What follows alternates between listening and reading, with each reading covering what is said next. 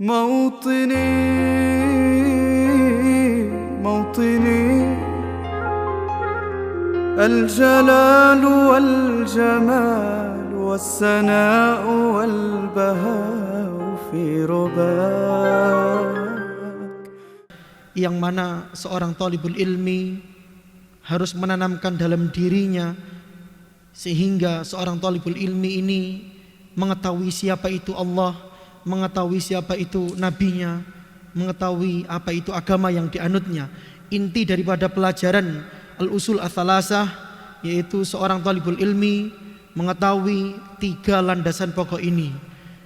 Kemudian muallif yaitu al-Imam Muhammad bin Abdul Wahhab juga mendatangkan dalil-dalil dari Al-Quran maupun dalam as-sunnah. Apakah Wahabi ini kafir apa enggak? Di awal pertemuan kita sudah jelaskan siapakah penisbatan daripada Wahabi. Wahabi itu nisbah dari Abdul Wahhab bin Abdurrahman bin Rustum. Ini orang yang selalu mencegah dakwah tauhid. Adapun kalimat Wahabi ini nisbah ke beliau Abdul Wahhab bin Abdurrahman bin Rustum. Sedangkan yang kita pelajari ini adalah karya Muhammad bin Abdul Wahhab. Jadi beda namanya. Jadi kalau nisbahkan kalimat Wahabi ke Muhammad bin Abdul Wahhab, maka ini merupakan nisbah yang salah. Bukan Wahabi kalau ke Muhammad bin Abdul Wahhab, tapi Muhammadi. Saya kasih contoh. Al-Imam Asy-Syafi'i, pengikutnya Al-Imam Asy-Syafi'i maka Syafi'iyun. Kemudian Abu Hanifah, pengikutnya namanya Hanafiyun. Kalau ada kalimat Hanafiyun, Syafi'iyun, ini berarti bukan imamnya, tapi pengikutnya. Imam bin Ahmad bin Hambal, ini kalau dinisbahkan menjadi Hambaliyun, Syafi'iyul madhab, maka dia ini memiliki madhabnya Imam Syafi'i, ngikut di situ.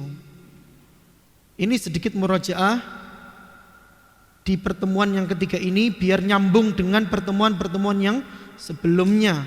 Kemarin kita sudah bahas tentang bagaimana seorang hamba untuk berpegang teguh kepada sunnah Rasulullah SAW, yaitu mempercayai, membenarkan, meyakini dalam dirinya semua yang didatangkan oleh Rasulullah SAW. Sekarang kita akan membahas tentang di pertemuan ketiga ini pada hari Senin 21 Juni 2021 tentang 4 sifat Rabbaniyin. Insyaallah dalam kitab Syarh Usul Ats-Tsalasah kita akan membahas tentang sifat-sifat Rabbaniyin. Apa itu Rabbaniyin dan apa itu sifatnya. Sebelum kita menginjak pada pembahasan, di sini kita nukil dari ucapan Al-Imam Al-Husain bin Al-Mansur. Ini harus ditanamkan dalam diri seorang penuntut ilmi. Dawam muraqabatillahi ta'ala. Seorang penuntut ilmu harus istiqomah muraqabatillah, menjadikan Allah Subhanahu wa taala adalah pengawas satu-satunya dalam dirinya.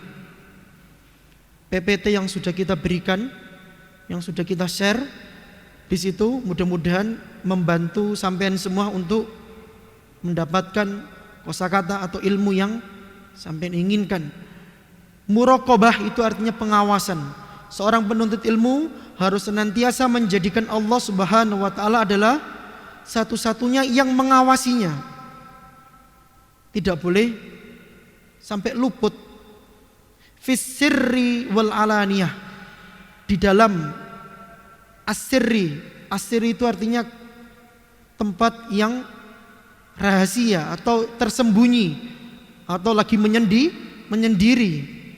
Wal alaniyah artinya terang-terangan. Ini seorang penuntut ilmu. Sampai kapanpun posisi kita harus menjadikan Allah Subhanahu wa taala satu-satunya pengawas yang ngawasin kita setiap hari. wal muhafadati ala khaufihi.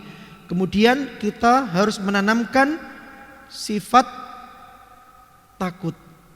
Takut terus kepada Allah Subhanahu wa taala fi jami harakatihi wa suknatihi, di semua gerak-geriknya. Harakatihi wa suknatihi itu artinya di semua gerak-gerik seorang hamba harus takut. Kira-kira yang akan dilakukan ini benar atau salah. Wa aqwalihi, ucapannya. Wa af'alihi, yaitu perbuatannya.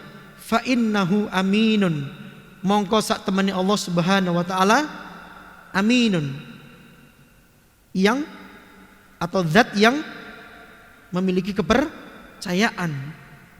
Jadi kita harus menyerahkan ini semua kepada Allah Subhanahu wa taala. Ini diambil dari kitab Adab al-Ulama wal Muta'allimin halaman 1. Kemarin sudah kita share, atau tadi pagi kita share tentang PPT. Di situ kita sudah bekali tentang mufrodat. Berapa mufrodat ini? Ada sekitar 20 mufrodat. Mudah-mudahan ini bisa membantu seorang penuntut ilmi dalam membahas kitab Syarh Usul Ats-Tsalatsah, khususnya pada halaman 24 sampai 28. Kita akan bahas sedikit-sedikit. Kita baca atharun. Itu yang benar itu jamaknya itu atharun. Jadi bukan atharun tapi atharun, yaitu pengaruh. Jadi pengaruh itu bahasa Arabnya atharun. Kalau banyak pengaruh yang mempengaruhi maka ini namanya atharun. Tamassukan itu artinya berpegang teguh. I'taradu ya'taridu artinya berpaling.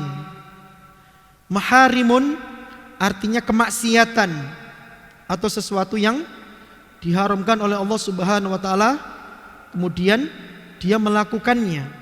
Ini namanya maharim. Ma'asyun, tempat untuk hidup. Ma'ash artinya tempat untuk hidup. Berarti apa? Kehidupan di dunia. Ma'adun, akhirat, tempat kembali. Diambil dari kalimat ada ya'udu, artinya ma'adun. Kemudian solahun, yaitu kebaikan.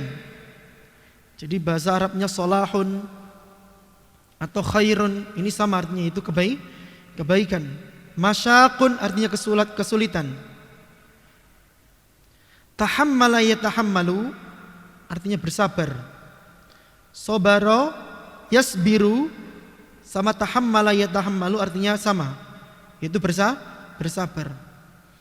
Khaibatun artinya kekecewaan. At-targhib memberikan apa yang disukai, itu at-targhib. Kemudian al-huda. Al-huda itu artinya ilmu yang bermanfaat. Dalam konteks halaman 24 sampai 28, al-huda ini artinya ilmu yang bermanfaat. Dinul haq artinya agama Islam. Qawamul ummah, kekuatan bangsa. Sodafatun artinya secara spontan. Takrisun itu artinya sama dengan intihazun, kemudian sama dengan takhsisun yang memiliki arti fokus. Kemudian qadha yaqdi artinya menetapkan. Nomor 18, at-tanasuku artinya tertata rapi. Jadi at-tanasuk itu artinya tertata rapi. Diambil dari kalimat tanasaqa yatanasaku, tanasukon mutanasakon fahuwa mutanasik, artinya tertata rapi. Kemudian al-muta'alif yang berkumpul. Kemudian waqara artinya tumbuh.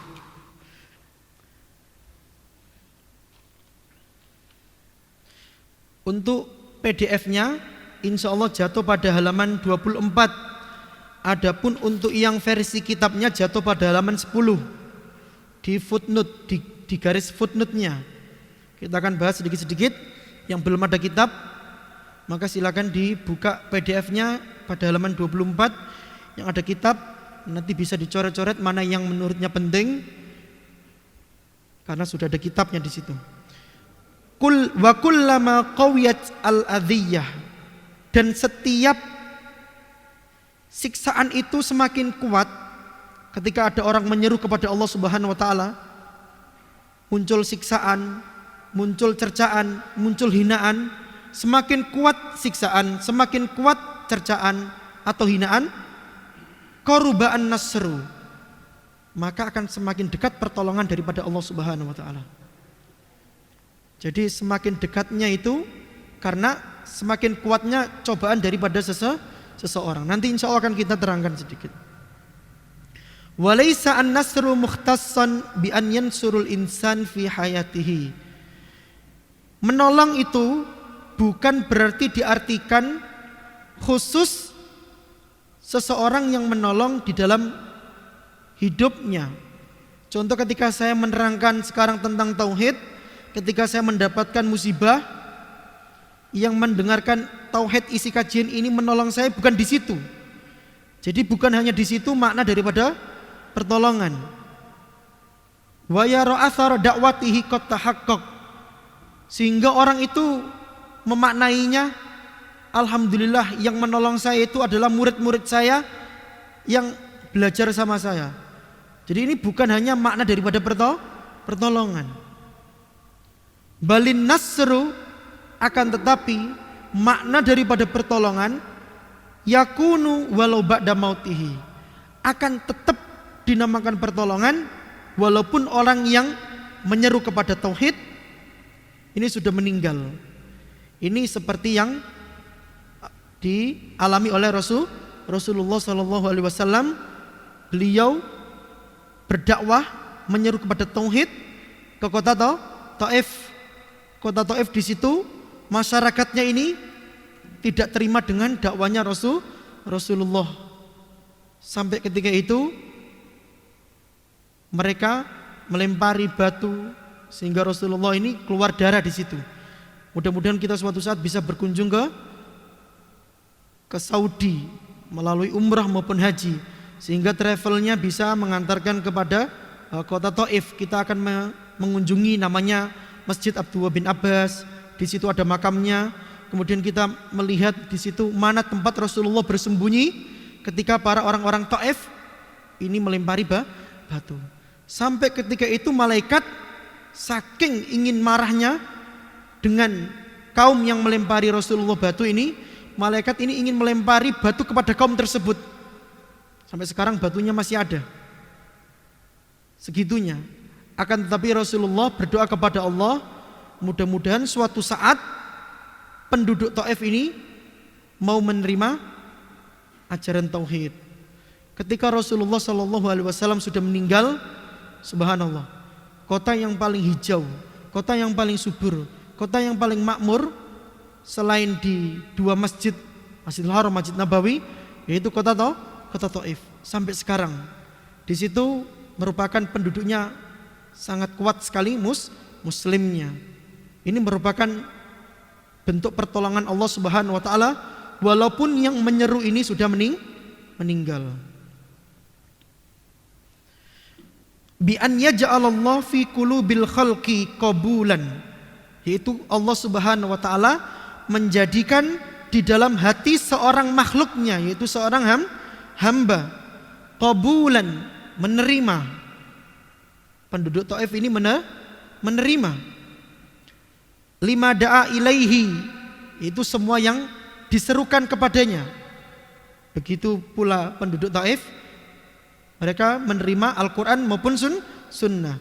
Wa akhdhan bihi, kemudian memegangnya. Wa tamassukan bihi, tamassukan itu memegang erat, intinya tidak mau dilepaskan. Jadi penduduk Taif ini salah satu contoh, ini merupakan salah satu contoh. Sampai kapanpun seorang duat ketika menerangkan Al-Quran maupun sunnah, maka harus sabar. Fa inna hadza yu'tabaru nasran li hadzal da'iyah. Maka pertolongan yang seperti ini, masyarakatnya ini mau beriman setelah yang menyeru ini meninggal, ini juga disebut dengan nasran, yaitu pertolongan Allah Subhanahu wa taala, lihadzal da'iyah, kepada orang yang menyuruh tadi, kepada orang yang menyuruh tauhid.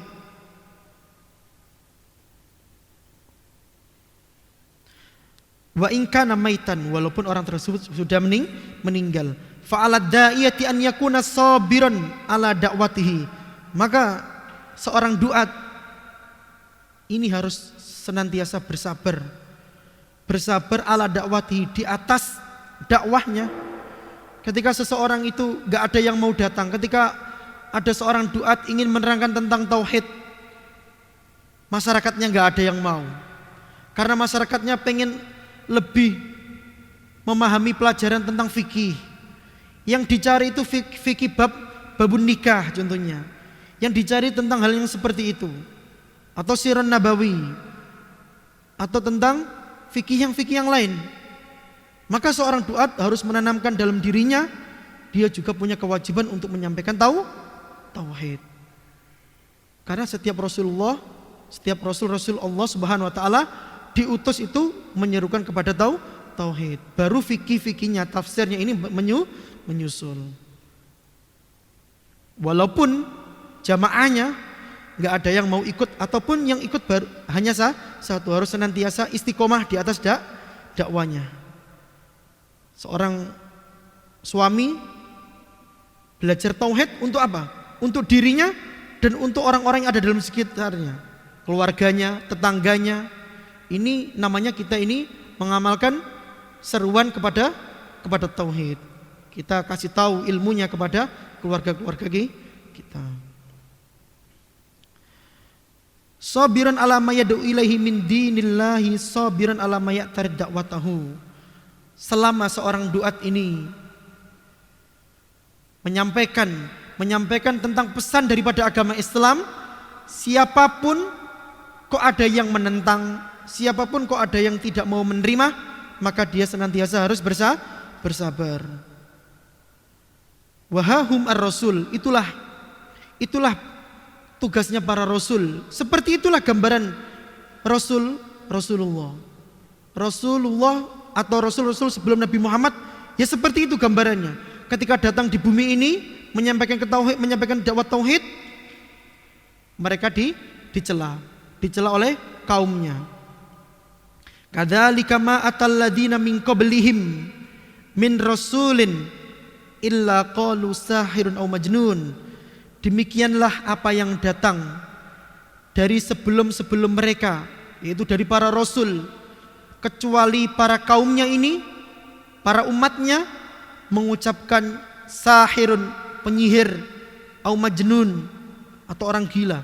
Bayangkan kalau kita ngajarin kepada masyarakat sekitar, tiba-tiba ada dalam satu jamaah itu ngomong ke kita, hei sampean ini penyihir, sampean ini majnun, orang gila.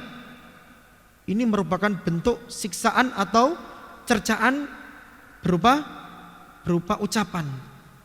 Rasulullah ini sering sekali seperti itu.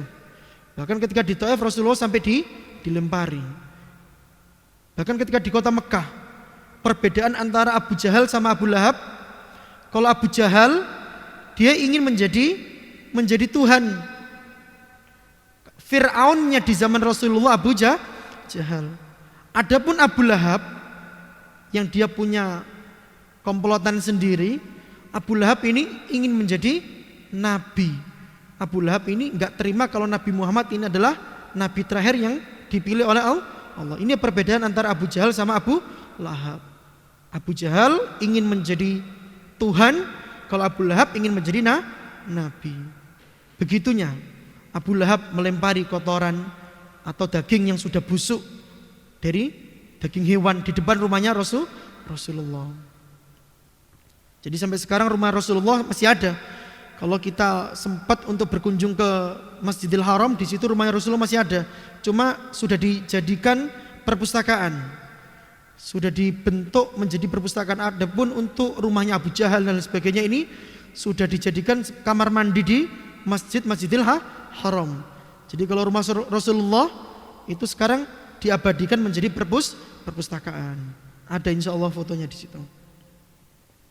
Kemudian Allah pun berfirman, wa kadzalika ja'alna likulli nabiyyin aduwan.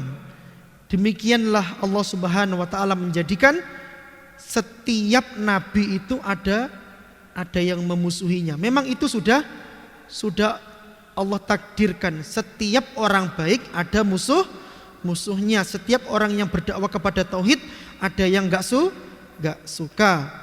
Minal mujrimin, dari orang-orang yang berbuat dosa atau orang-orang yang merusak, melakukan kerusakan. Walakin 'ala da'iyah an yuqabil dzalika bis sabri. Akan tetapi seorang duat itu harus menerimanya dengan kesabaran. Harus menerimanya dengan kesabaran. Insya Allah kita nanti akan terangkan apa itu 4 sifat daripada Rabbaniyin. Wandur ila qaulillahi ta'ala azza wa jal li rasulihi sallallahu alaihi wasallam. Maka silakanlah lihat, itu firman Allah Subhanahu wa taala kepada Rasulnya, inna nahnu nazzalna, sesungguhnya hanyalah Allah Subhanahu wa taala yang menurunkan kepadamu wahai Muhammad Al-Quran, yaitu Al-Quran tanzila, secara beruntun, secara pelan-pelan. Ini sudah sedikit untuk membahas tentang sifat Rabbaniyin, yaitu pelan-pelan. Seseorang kalau pengen belajar itu enggak langsung kepada kitab induknya, tapi ringkasan dulu, poin-poinnya dulu. Kalau orang pengen belajar Al-Quran, enggak langsung ke Al-Quran, mungkin diajarin kepada Iqra dulu, nanti ke tajwid, nanti mungkin diajarin kepada juz amma yang gampang untuk dibacanya, baru kepada Al-Quran. Kalau orang baru mengenal Al-Quran, belum pernah mengenal huruf hijaiyah, langsung dikasih Al-Quran, ini bukan malah bisa, ini malah akan belepotan. Ini namanya at-tadarruj. At-tadarruj itu step by step, yaitu pelan. Kana minal muntadir an yuqol, seharusnya itu dikatakan fashkur nikmata rabbik, bersyukurlah atas nikmat Tuhanmu. Ini harusnya diucapkan seperti itu.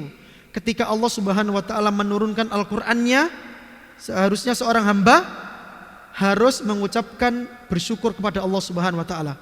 Walakinnahu azza wa jalla qala, akan tetapi Allah Subhanahu wa taala ini berfirman, fasbir li hukmi rabbik, bersabarlah atas ketentuan hukum Tuhanmu. Wa fi hadza isyaratun, di dalam ini itu sudah menunjukkan, isyaratun itu menunjukkan ila anna kulla man qama bihadzal Qur'an, itu kepada siapapun yang ingin mengajarkan Al-Quran, isinya, ceritanya, tajwidnya, tafsirnya, semua yang ingin mengajarkan kepada Al-Quran, fala budda an yanalahu ma yanaluhu mimma yahtaju ila sabrin. Seseorang tersebut harus mendapatkan ujian-ujian yang dia harus bersabar. Setiap seseorang ingin menyampaikan isi daripada Al-Quran, baik hukum fikihnya, baik tafsirnya, baik kisos, yaitu cerita di situ, maka seseorang ketika menyampaikan harus bersabar. Mungkin ada yang enggak suka, mungkin ada yang menghina. Maka seorang yang menyampaikan isi daripada Al-Quran harus menanamkan dalam dirinya sifat sabar. Wandur ila halin Nabi sallallahu alaihi wasallam, maka lihatlah kepada keadaannya Nabi Muhammad sallallahu alaihi wasallam. Hina darabahu qaumuhu, ketika kaumnya ini memukul Nabi Muhammad sallallahu alaihi wasallam. Fa'adamuhu, maka mereka ini melukainya. Fa'adamuh diambil dari kalimat dam, yaitu melukainya, membuatnya berdarah. Wa huwa yamsahu ad-dam an wajhihi, sampai Rasulullah sallallahu alaihi wasallam ini membasuh wajahnya karena ada darahnya. Wa yaqul, akan tetapi Rasulullah ini mengucapkan, Allahumma gfirli qaumi, ya Allah ampunilah dosa-dosa kaumku, fa innahum la ya'lamun, karena sesungguhnya kaumku ini merupakan kaum yang tidak mengetahui. Ini persis dengan kejadian Rasulullah di kota Taif. Perjalanan dari kota Mekah ke kota Taif ini sangat jauh sekali. Bahkan antara kota Mekah sampai kota Taif ini sampai dipasang namanya mikot. Namanya mikot itu Qarnun Manazil. Di situ dijuluki As-Sailu Al-Kabir. Saking jauhnya. Jadi kalau ada orang penduduk Taif ataupun lebih geser sedikit, itu kalau pengen umroh itu nggak ngambil mikot di Bir Ali, Ji'rona, Yalamlam dan lain sebagainya. Tapi di mana? Tapi di Qarnun Manazil. Qarnun Manazil ini mikot yang biasanya orang Indonesia sering lakukan ketika perjalanan pesawat, nggak mampir Madinah dulu. Jadi dari Jakarta, dari Surabaya langsung ke kota Mekah, maka dia di sana akan mengambil mikot di atas pesawat sampai melafadzkan niat umroh.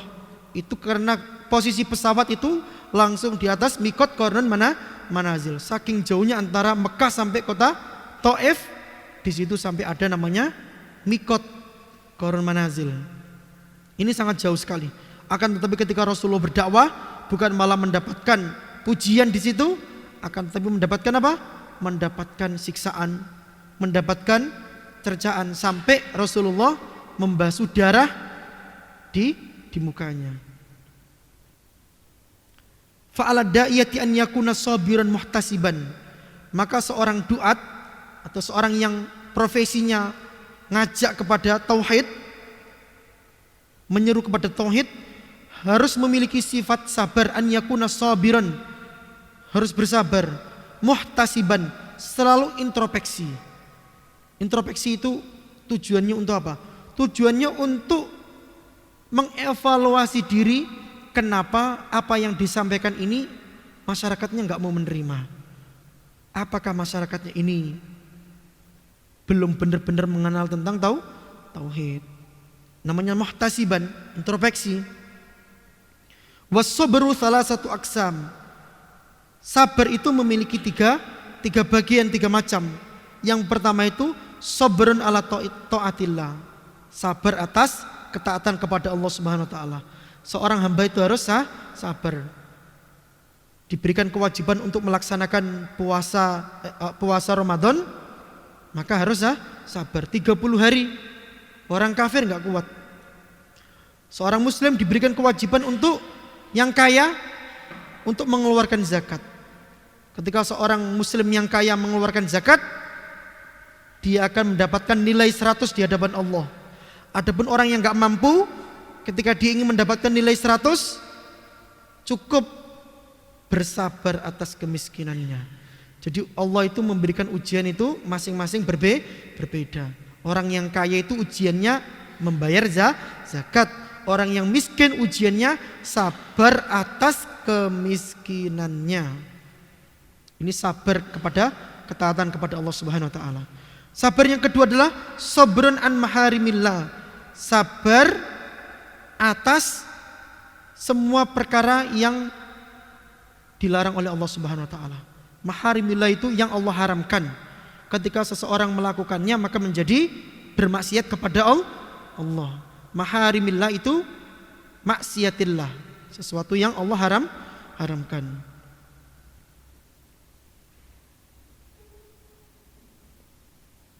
Dan yang ketiga adalah sabrun ala aqdarillah. Sabrun ala aqdarillah itu artinya apa? Sabar atas takdir daripada Allah Subhanahu wa taala, allati yujriha, yang Allah jalankan. Allah menjalankan ini, maka kita seorang hamba harus bersabar. Imma mimma la kasaba lil ibadi fihi. Entah itu takdir yang memang Allah sudah siapkan untuk seorang hamba, Jadi memang itu sengaja Allah kasih takdir. Contohnya ketika ada orang ingin menyeru kepada kebaikan, dia memiliki musibah, sakit, atau cuacanya sangat dingin atau panas. Waliyadzubillah, mungkin ketika dia ingin mengajak kepada kebaikan, dia dikasih musibah berupa kematian. Ini merupakan takdir daripada Allah Subhanahu wa taala. Wa imma mimma yujrihillahu ala aidi ba'dil ibad minal idha'i wal i'tidad. Ataupun bersabar atas takdir Allah yang memang Allah jalankan kepada tangan-tangan hamba-hamba Allah yang lain. Jadi memang Allah itu menetapkan dalam tangan-tangan hamba orang yang lain atau hamba-hamba yang lain ini yang akan membuat takdir kita. Contoh, kita ingin berdakwah, ternyata ada orang lain gak suka. Ini memang Allah sudah takdirkan. Kita ingin berdakwah kepada tauhid, menyeru kepada tauhid al-uluhiyah, ternyata ada orang ingin menghina kita, mencerca kita. Oh, anta Wahabi, anta Wahabi. Semua orang yang berdakwah kepada tauhid dibilang Wahabi. Golongan Muhammadiyah yang berdakwah kepada tauhid dibilang Wahabi. Semua yang berdakwah kepada tauhid dibilang Wahabi. Ceramah tentang puasa Ramadan dibilang Wahabi. Inilah momentum yang paling tepat orang-orang yang gak suka sama Islam menisbahkan kepada kaum muslimin yang gak paham sebenarnya nisbah Wahabi ini kepada siapa. Jadi kalau kita paham sebenarnya Wahabi ini kepada siapa, Wahabi itu kepada Abdul Wahab bin Abdurrahman bin Rustum. Ini orang Khawarij, orang yang gak suka kepada tauhid. Setiap ada orang yang berdakwah kepada tauhid dicegah, didolimi, disiksa. Ini namanya Abdul Wahab bin Abdurrahman bin Rustum. Ini Wahabi. Sedangkan kita ini belajar usul ats-tsalatsah miliknya Muhammad bin Abdul Wahab, bukan Wahabi. Kalau dinisbahkan namanya Muhammadi. Maka kita seorang penuntut ilmu harus bersabar. Kita menyeru kepada kebaikan dibilang Wahabi. Ini keliru. Kemudian di situ ada dalil diucapkan wal asri innal insana lafi khusrin illal ladina amanu wa amilus solihati wa tawassaw bil haqqi wa tawassaw bis sabr. Qauluhu wad dalil, adapun ucapan dengan dalil ala hadhi al maratib al arba, yaitu tentang urutan yang keempat. Allah berfirman di situ wal asri, demi masa. Kita harus tahu seorang penuntut ilmu, lafadz qasam. Lafadz qasam itu ada wawu. Ustaz, apa itu lafadz qasam? Lafadz qasam itu lafadz sumpah. Seseorang bersumpah, yaitu ketika ada kalimat di situ ada huruf wawu, kemudian dikasih isim, nanti diakhiri dengan huruf kasroh. Cuma bersumpah itu kita seorang makhluk gak boleh sumpah sembarangan. Kenapa kok di sini ada wal asri, demi masa? Siapa yang bersumpah? Allah Subhanahu wa taala. Maka Allah Subhanahu wa taala ini bersumpah dengan makhluk ciptaannya. Adapun kita bersumpah dengan sesama makhluk, kita dilarang. Karena ini bentuk daripada kesirikan. Walaupun itu makhluknya paling agung. Contoh, kita bersumpah di depan teman kita dengan Al-Quran. Wal Qur'ani, demi Al-Quran, maka ini sudah memiliki sifat kesirikan. Ataupun kita ganti yang lain. Wa Muhammadin, demi Nabi Muhammad, ini juga keliru. Atau kita kasih contoh yang lain. Wal Ka'bati, ini juga keliru. Perbedaannya adalah kalau ada di situ ada huruf wawu, kok diakhiri dengan isim harokat kasroh, maka ini bersumpah. Tapi kalau wawu isimnya enggak diakhiri dengan kasroh, diakhiri dengan dhammah, ini artinya bukan bersumpah. Saya kasih contoh, wal Ka'batu, artinya bukan demi Ka'bah, tapi dan Ka'bah. Dan lafaz-lafaz sumpah banyak sekali. Wallahi, billahi, tallahi, walladzi nafsi biyadih. Artinya itu demi zat yang jiwaku di atas atau di dalam genggamannya. Jadi ketika seorang hamba ingin ngomong kepada yang lain, kamu mencuri ya? Dia ingin ngomong bersumpah, demi Allah saya enggak mencuri, maka ucapkan walladzi nafsi biyadihi la asrik. Demi zat yang jiwaku atas di dalam genggamannya, saya enggak mencuri. Tapi kalau kita ngomong walaili, wadduha, wal asri, wal fajri, maka ini enggak boleh. Kenapa kok di Al-Quran banyak? Karena itu Allah Subhanahu wa taala bersumpah atas makhluknya. Allah bersumpah atas makhluknya ini diperbolehkan. Adapun makhluk bersumpah atas makhluknya, sesama makhluk, maka ini merupakan kesyirikan. Aqsamallah azza wa jal fi hadhihi surah bil asri. Aqsamallah itu artinya Allah bersumpah di dalam surat Al-Asri ini dengan masa atau dengan zaman, dengan donya. Jadi Allah Subhanahu wa taala bersumpah dengan kehidupan yang ada di dunia ini. Wal asri alladzi huwa ad-dahru, yang mana al-asri ini masa. Sebegitu lamanya kehidupan di dunia ini, Allah bersumpah atas itu. Sejak zaman Nabi Muhammad sampai nanti yaumul qiyamah, proses hidupnya manusia, Allah bersumpah dengan kehidupan itu. Itu namanya wal asri, ad-dahru, yaitu masa. Wa huwa mahallu al-hawadis, yang mana masa atau zaman atau donya ini tempat kejadian-kejadian min khairin wa syarrin, dari perkara yang baik maupun perkara yang buruk. Di dunia tetap ada yang soleh, di dunia tetap ada yang melakukan ibadah. Ini namanya khair.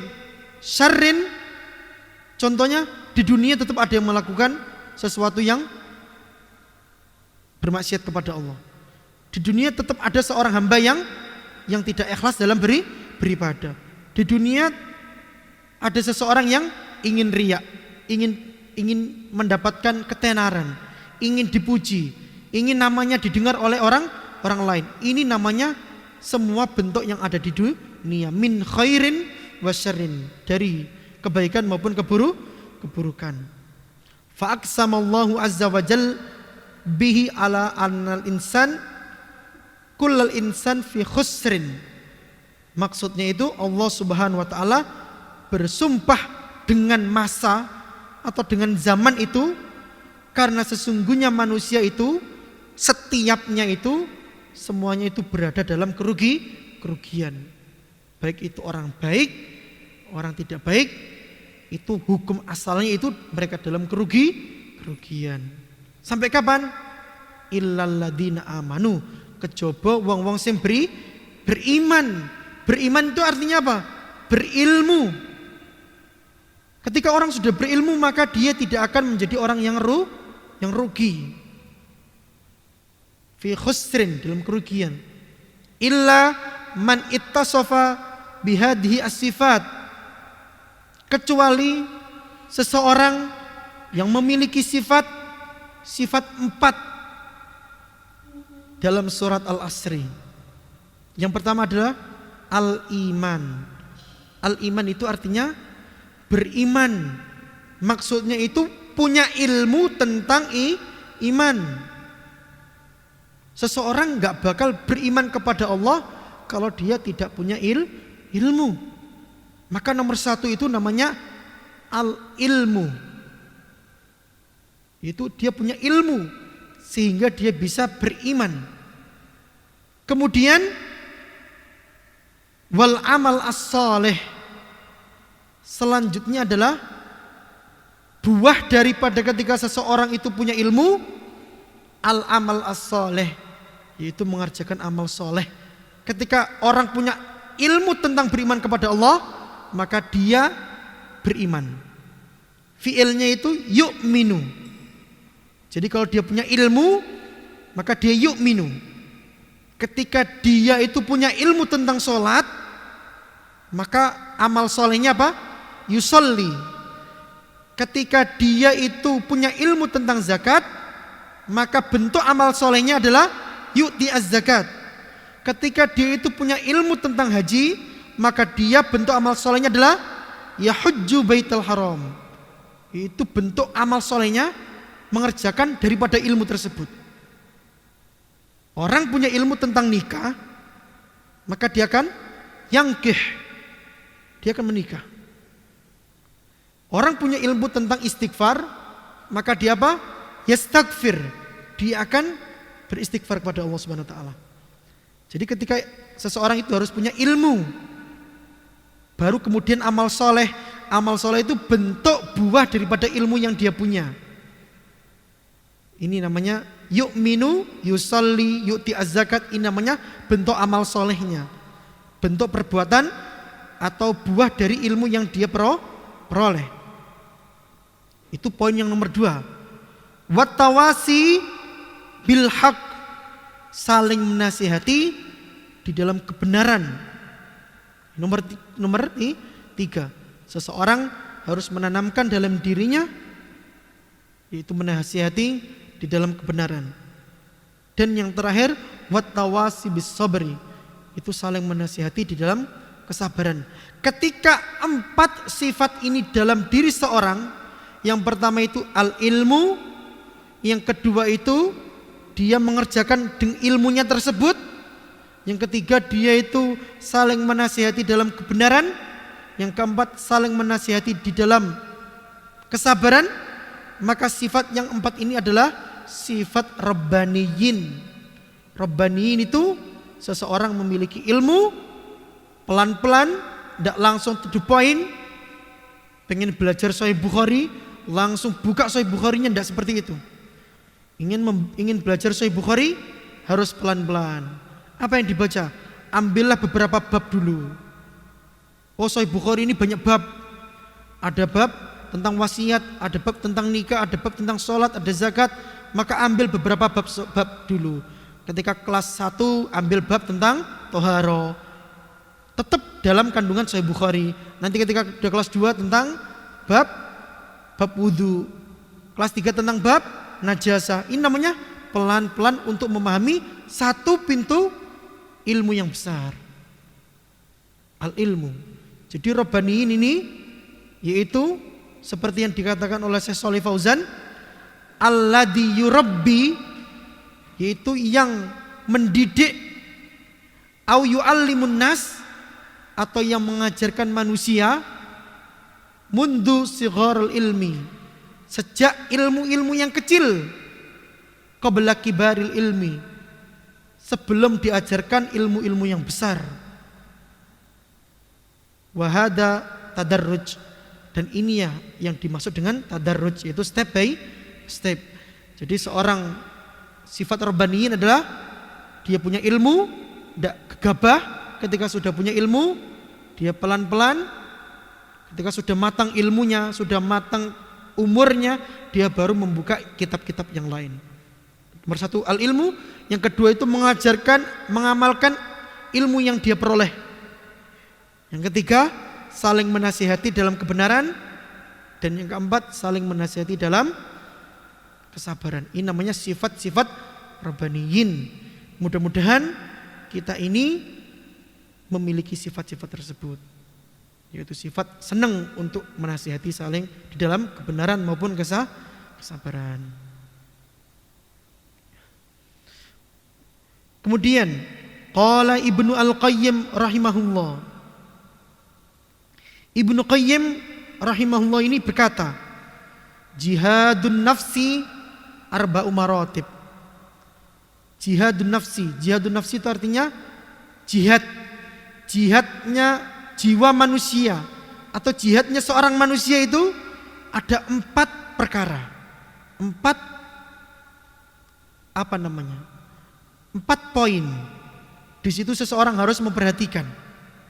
Yang pertama adalah ihdahuma atau ihdaha, salah satunya an yujahidaha ala ta'allumi al-huda, yaitu seseorang harus memaksakan jiwanya, memaksakan dirinya untuk belajar al-huda. Al-huda artinya ilmu yang bermanfaat. Seseorang harus memaksakan dirinya untuk belajar ilmu yang bermanfaat. Wa dinil haqq. Kemudian seseorang harus memaksa belajar tentang agama yang hak ini, yaitu agama Islam, syariatnya, baik Al-Quran maupun as-sunnah. Alladzi la falahun laha wala sa'adatun fi ma'asyiha wa ma'adiha illa bihi, yang mana tidak ada keberuntungan. Falah itu artinya keberuntungan. Hayya 'alal falah, mari menuju kepada kesuksesan, keberuntungan. Wala sa'adatun fi ma'asyiha, dan tidak ada kesenangan, kegembiraan fi ma'asyiha, di dalam kehidupan dunianya, wa ma'adiha, dan kehidupan akhiratnya, illa bihi, kecuali harus memiliki ilmu yang bermanfaat dan belajar agama yang hak, yaitu kecuali memiliki ilmu yang bermanfaat dan belajar agama yang hak. Itu nomor satu, memaksakan diri kita untuk belajar ilmu yang hak, ilmu yang bermanfaat dan agama Islam. Harus memaksakan. Kemudian an yujahidaha alal amal bihi ba'da ilmihi, memaksakan diri kita untuk mengamalkannya atau mempraktekannya dari ilmu yang sudah kita peroleh. Ilmu yang sudah kita peroleh harus kita amalkan. Kita tahu hukum mengqashar sholat, menjamak sholat, jamak takdim, jamak takhir, maka ini merupakan sunnah-sunnah yang Allah kasih keringanan melewati Rasulnya. Maka hal tersebut harus diperhatikan, kapan kita diperbolehkan untuk menjamak qashar, kapan kita diperbolehkan untuk menjamak takhir maupun takdim. Nomor 3, an yujahidaha ala da'wati ilaihi wa ta'limuhu man la ya'lamuhu, yaitu memaksakan diri seorang hamba untuk berdakwah atau menyeru. Kalau dia sudah punya ilmu, dia sudah bisa mengamalkan dalam dirinya, maka dia punya kewajiban untuk mengajarkan. Paling enak bahasa daripada dakwah yaitu mengajarkan atau memberikan contoh. Ngajari, itu namanya ad-dakwah. Wa ta'limuhu, sama artinya mengajarkan juga, man la ya'lamuhu, kepada siapa saja yang belum mengetahui. Siapa saja yang belum mengetahui, maka orang tersebut yang sudah tahu memiliki kewajiban untuk mengajarkan dakwah tauhid. Dan yang nomor 4, an yujahidaha ala sabri ala masyakid dakwah, yaitu seorang hamba harus menata niatnya, menata jiwanya untuk di atas kesabaran ala masyakid dakwah, tentang kesulitannya atau susahnya cobaan-cobaan di dalam mengajarkan tauhid. Ketika seseorang mengajarkan tauhid, ada cobaan-cobaan, maka seorang yang mengajari ini harus bersabar.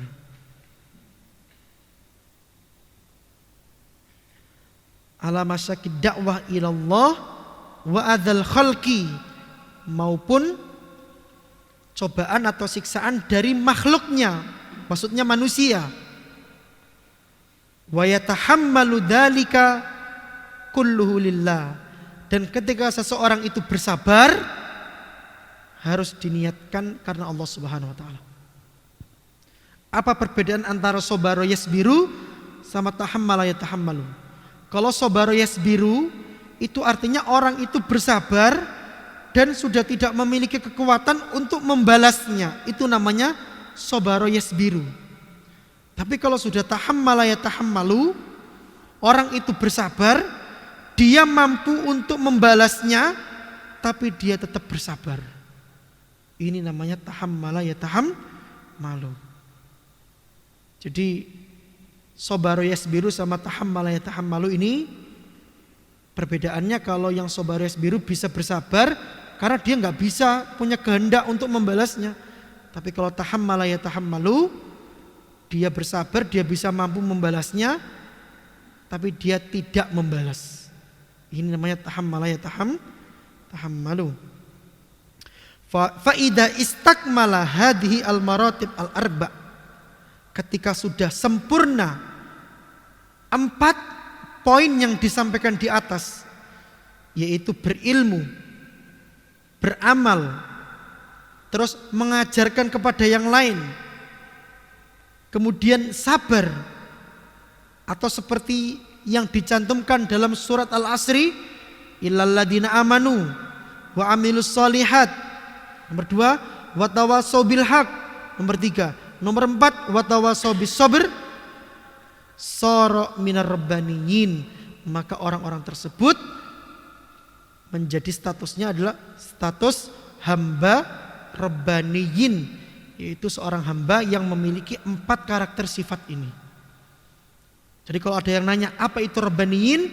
Rabbaniyin adalah seseorang yang memiliki sifat, yang pertama dia berilmu, yang kedua dia mengamalkan ilmunya, yang nomor 3 mengajarkan ilmunya, nomor 4 dia bersabar atas makhluk atau takdir daripada Allah Subhanahu wa taala.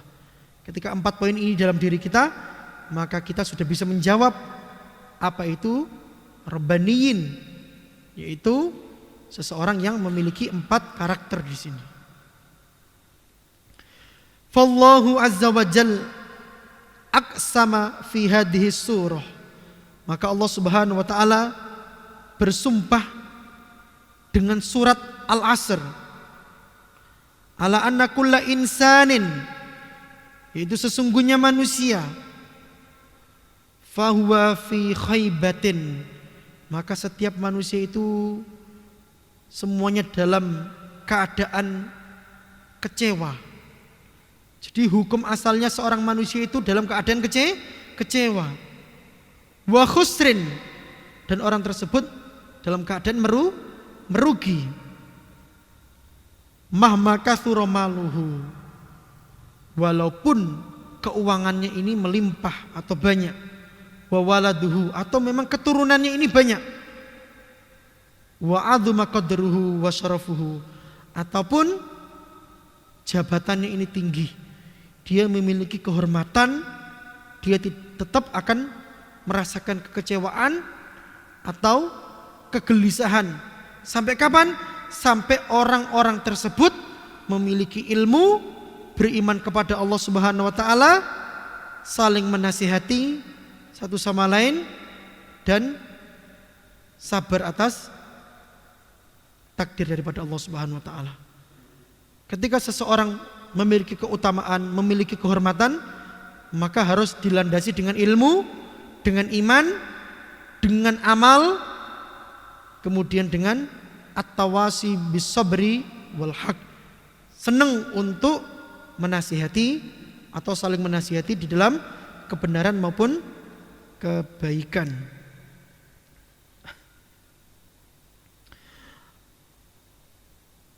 Ahaduha al-iman. Nomor 1 itu al-iman, yaitu ilmu. Kalau ingin memahami tentang iman, yaitu ilmu. Yang dimaksud dengan iman di sini adalah wa yasmal kullu ma yaqrabu ilallahi ta'ala. Itu semua yang mencakup amalan-amalan atau iman yang mendekatkan diri seorang hamba kepada Allah Subhanahu wa taala. Seperti apa? Min i'tiqadin sahihin, dari keyakinan yang benar. Ketika seorang hamba bertanya kepada gurunya, atau ketika seorang murid bertanya kepada gurunya, ada beberapa pertanyaan yang tidak boleh dijawab dan ada beberapa pertanyaan yang harus dijelaskan. Contohnya seperti ini. Ainallah? Allah itu di mana? Maka seorang guru harus menjawab, Allah fis sama. Allah di atas langit. Ini berlandaskan seperti sabda Rasulullah ketika ada seorang budak perempuan, dia akan dibebaskan dari perbudakannya ketika bisa menjawab pertanyaan. Pertanyaan adalah Ainallah? Di mana Allah Subhanahu wa taala? Maka seorang budak perempuan menjawab, Allah fis sama. Allah ada di atas langit. Maka Rasulullah menjawab, a'tiqha fa innaha mu'minah. Bebaskanlah budak perempuan ini karena budak perempuan ini dalam keadaan mukmin. Berarti apa? Berarti Rasulullah SAW ini membenarkan keberadaan Allah Subhanahu wa taala ada di mana? Di atas langit. Kemudian ketika ada pertanyaan tapi nggak perlu dijawab, seperti gini. Di dalam hadis dikatakan setiap sepertiga malam Allah turun ke bumi hambanya. Di situ Allah akan memberikan karunia-Nya. Maka pertanyaannya, setiap sepertiga malam di dalam bumi yang bulat ini, itu kan sepertiga malamnya kan beda-beda. Nanti di Eropa sepertiga malamnya beda lagi. Nanti di kota mana beda lagi. Nanti di negara mana beda lagi. Berarti Allah nggak pernah keluar daripada bumi, selalu netep di bumi. Maka ini pertanyaan-pertanyaan yang tidak perlu dijawab. Seakan-akan kita seorang hamba ingin menyamakan antara apa yang dilakukan oleh Allah Subhanahu wa taala ini harus sama persis yang dilakukan oleh seorang hamba. Nah, kalau pikiran seorang hamba nggak bakal mungkin Allah dipaksa seorang hamba harus memaknai Allah itu gak bakal mungkin pindah-pindah setiap sepertiga malam. Ini merupakan pertanyaan-pertanyaan yang tidak boleh ditakwilkan atau ditaktilkan, dibagaimanakan, gak bisa. Allah itu punya tangan. Allah punya tangan. Yadullah fauqa aydihim. Allah sendiri yang bilang, tangan Allah di atas tangan mereka. Allah punya tangan. Tapi kita nggak boleh membagaimanakan apakah tangan Allah punya jari-jari seperti jarinya, nggak boleh. Dalam Al-Quran dikatakan laisa kamitslihi syai'un. Jadi apa yang ada dalam Allah Subhanahu wa taala ini tidak persis, tidak sama dengan apa yang dimiliki oleh seorang makhluknya. Innallaha sami'un basir. Sesungguhnya Allah Maha mendengar. Mendengar pakai apa? Pakai telinga. Berarti Allah punya telinga. Apakah telinganya Allah sama seperti telinganya makhluknya? Maka laisa kamitslihi syai'un. Tidak persis antara apa yang ada dalam diri Allah Subhanahu wa taala dengan diri makhluknya. Innallaha sami'un basir. Allah pun melihat. Allah punya mata di situ. Jadi kita ini kalau kita sudah belajar Al-Quran, kita akan tahu ada beberapa pertanyaan yang cukup kita imani seperti konteks Al-Quran tersebut. Namanya tauqifi. Gak boleh kita otak-atik lagi. Allah itu punya tangan-tangannya seperti apa, Allah itu punya mata-matanya seperti, gak bisa dipertikan. Allah itu pencipta. Terus makhluknya ini yang diciptakan. Terus yang menciptakan Allah Subhanahu wa taala ini siapa? Mumet terus. Ini merupakan sesuatu yang tidak akan matok. Al-Khaliq itu bahasa Arabnya. Makhluk itu yang diciptakan. Makhluk itu yang diciptakan, Khalik itu pencipta. Tugasnya pencipta yang menciptakan. Bukan tugasnya pencipta ada yang menciptakan lagi. Tidak ada seperti itu. Maka bahasa Arabnya itu Al-Khalik. Sampai kapanpun Al-Khalik itu hanya Allah Subhanahu wa ta'ala. Gak ada Al-Khalik lagi, gak ada. Maka ketika seorang anak dinamain Khalik, gak boleh. Harus dikasih tambahan Abdul Khalik. Seseorang menamakan anaknya namanya Al-Ghafur, ini gak boleh.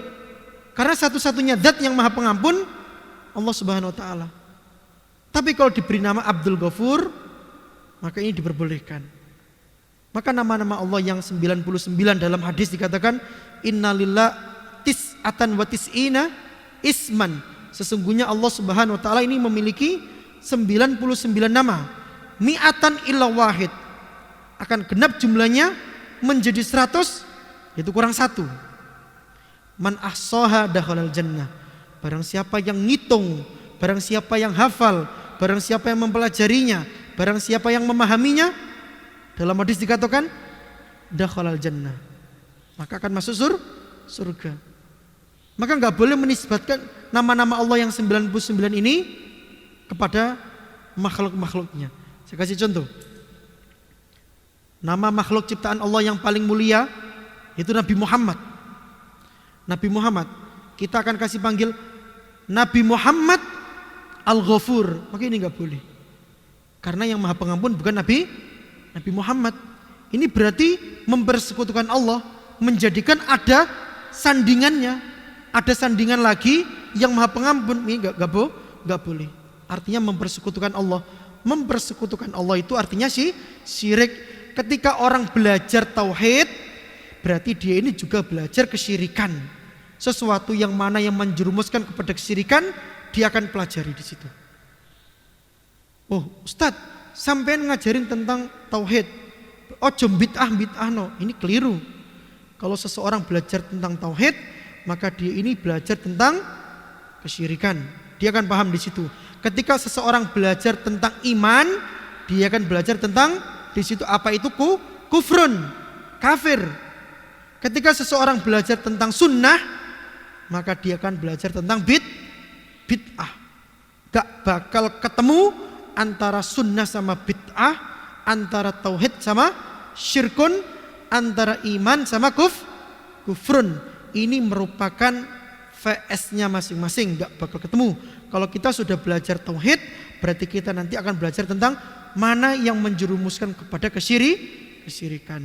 Ini seorang hamba perlu mewanti-wanti dirinya untuk mana dosa-dosa yang menjerumuskan kepada kesyirikan. Karena ini udah waktunya udah jam 8:43. Insya Allah kita cukupkan sekian. Kita alhamdulillah sudah kita bekali tentang PPT, PowerPoint-nya di situ. PowerPoint kurang lebih sekitar 20-an satu nomor. Mudah-mudahan menjadi bekal kita semua untuk menelaah atau untuk memurojaah mana halaman-halaman yang belum kita ajarkan di sini. Sehingga kita pertemuan yang keempat insya Allah minggu depan kita sudah membahas tentang halaman ke-28 sampai ke halaman selanjutnya. Mungkin ini yang bisa kami sampaikan. Kurang lebihnya mohon maaf apabila ada kata-kata saya khususnya dalam penyampaian atau kosakata salah penyampaiannya, harokatnya atau cara memberikan makna, mungkin tolong sama-sama untuk dievaluasi atau dikoreksi sehingga bisa kita sampaikan di pertemuan-pertemuan yang selanjutnya. Mungkin ini yang bisa kami sampaikan, kurang lebihnya mohon maaf. Wassalamualaikum warahmatullahi wabarakatuh.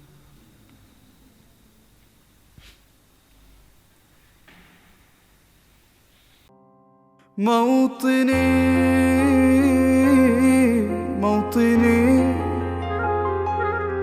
الجلال والجمال والسناء والبهاء في رباك